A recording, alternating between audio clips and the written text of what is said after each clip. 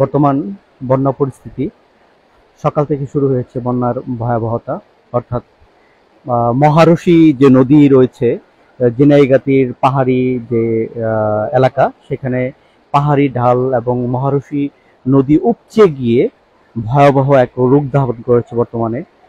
আমরা বর্তমানে যে কুমিল্লা প্লাস নোয়াখালী সেই অঞ্চলের বন্যা পরিবেশ ফেস করার পরেই দেখা গেল উত্তরবঙ্গ বন্যার ভয়াবহতা দেখছে। এখন এই সমস্ত এলাকাও বন্যার যে চরম আঘাত সেটা শিকার হচ্ছে। যে এই যে ঘরটি সেটা ভেঙে গেছে, ঘরের দুই পাশেই পানির তীব্র স্রোত এবং এটা মেইন রোড, সেই মেইন রোড ভেঙে গেছে। আমরা একটা ফাউন্ডেশন করা বিল্ডিং, সেটার একটা প্রান্তে আমরা এখানে দাঁড়িয়ে আছি। তো যে মানুষজন তারা বন্যায় বন্দী হয়ে বাড়ি থেকে বের হতে পারতেছে না, নারী এবং শিশুরা, কারণ দুই পাশে পানির অনেক স্রোত, তীব্র স্রোতে সকাল থেকে ঘরের ভিতরে যে ফার্নিচার রয়েছে, মোটর সাইকেল আছে, কোনো কিছু এরা বের করতে পারে নাই। মানে ভাবনারও বাইরে যে পানিটা আর কি, সেটা এটা আমার দেখা। এদিকে কোনো মানুষই ভাবতে পারে নাই যে এই ধরনের একটা বন্যা পরিবেশ পরিস্থিতি এখানে তৈরি হবে।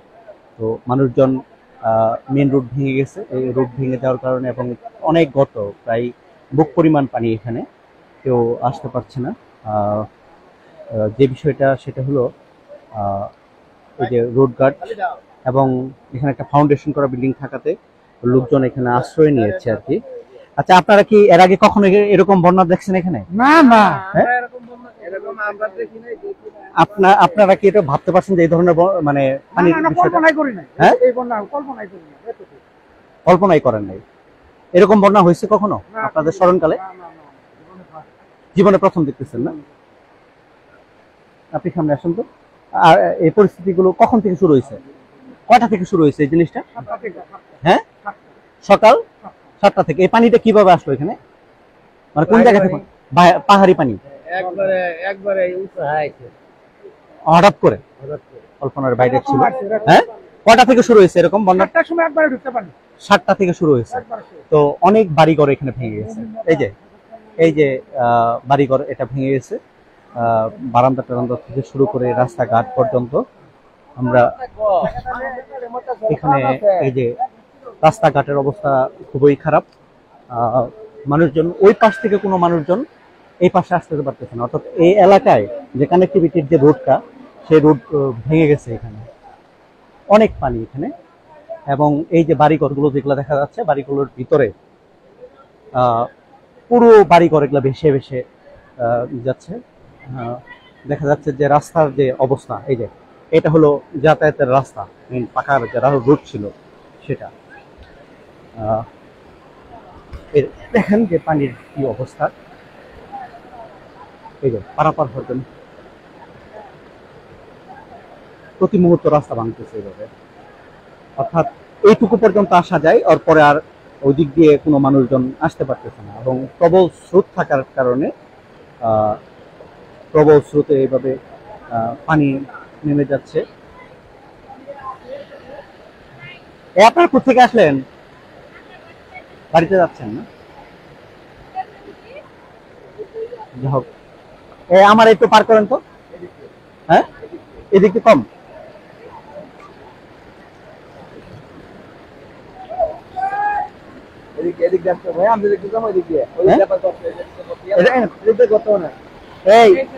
আমি যাবো না আপনাদের সঙ্গে, আমি আসলে সাহস পাচ্ছি না, সাহসই পাচ্ছি না, কারণ হলো অনেক গর্ত। এইভাবে ঠিক পুরা যে রোড গার্ড গুলো দেখতে পাচ্ছেন, বিভিন্ন জায়গায় মানুষ দাঁড়ায় আছে, কিন্তু পার হইতে পারতেছে না।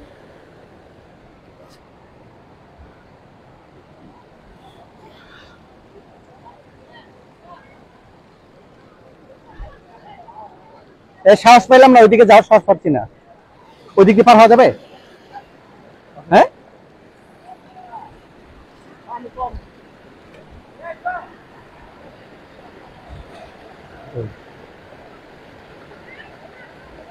অনেক পানি রোডে, যাইতে পারবো?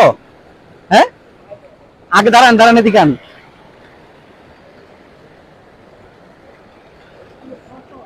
এই যে ওনার সহযোগিতায় আমি পার হওয়ার চেষ্টা করতেছি।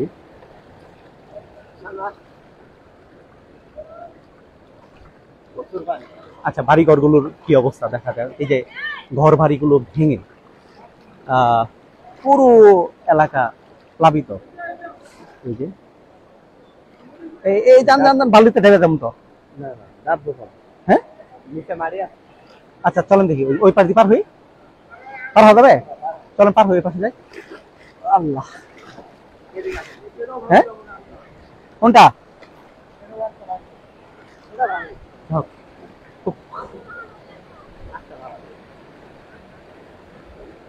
একটু এই যে আমি আসলে যে প্রবল প্রাণীর যে স্রোত, এই স্রোতের মধ্যে এই রাস্তাটুকু কষ্ট করে পার হইলাম আর কি। অনেক মানে ঝুঁকিপূর্ণ আসলে। আমাদের যারা লোকজন রিলেটিভসের বাসা এখানে, তারা বাচ্চা মহিলা নিয়ে আটকা পড়ে আছে। আমার বড় ভাই, যিনি ডক্টর প্রতিষ্ঠাতা শাহিন মিয়া বিএসপি, সেও এখানে আটকা পড়ে আছে। এই জন্য আমি শেরপুর থেকে আসলাম, আমরা কয়েকজন আসলাম খাবার দাবার নিয়ে। আমার বাতিজি যে আছে, সে আছে, ভাগ্নিরা তারাও আছে, কিন্তু তারা আসলে বাড়ি থেকে বের হইতে পারতেছে না। এখন খুবই খারাপ অবস্থা। এদিকে আসেন দেখি। মানে আসল কথা হলো যে বিভিন্ন জায়গায় বিচ্ছিন্নভাবে আটকা পড়ে আছে এরা। কারণ হলো দেখা যায় এক পাশে যেতে পারবেন তো আরেক পাশে যেতে পারবেন না, ওই পাশ কষ্ট করে পার হয়ে আসলাম। এই পাশে দেখেন এই যে ভয়াবহ অবস্থা। এই যে বাড়ি ঘরে মানুষজন নাই, সব সরে গেছে। কারণ পানির তীব্র স্রোত কোন দিকে রাস্তা ভাঙতেছে আর কোন দিক দিয়ে যাচ্ছে।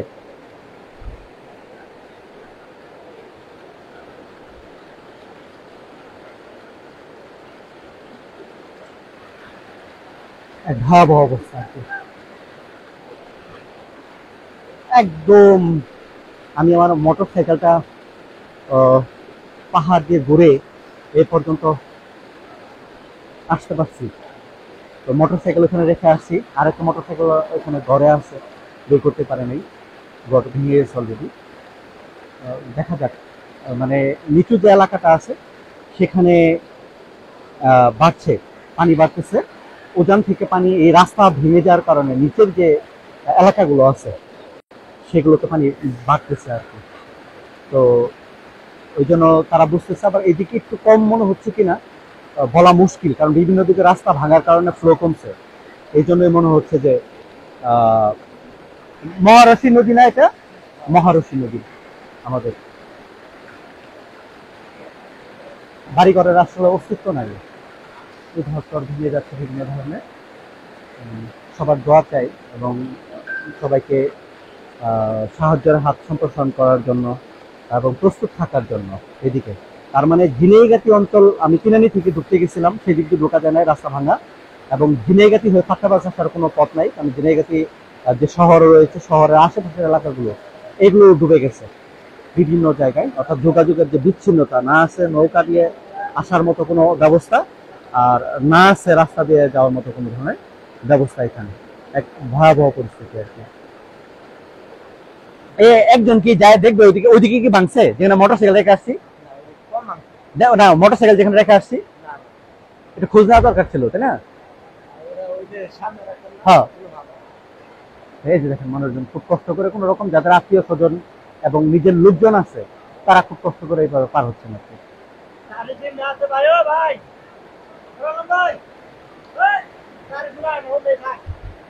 কি কি কি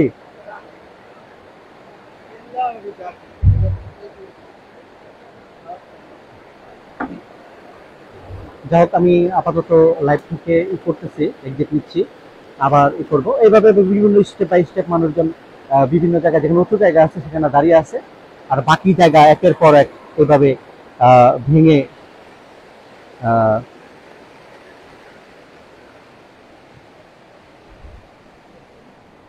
হচ্ছে আর কি। সবাইকে ধন্যবাদ, দোয়া চাচ্ছি সবার জন্য।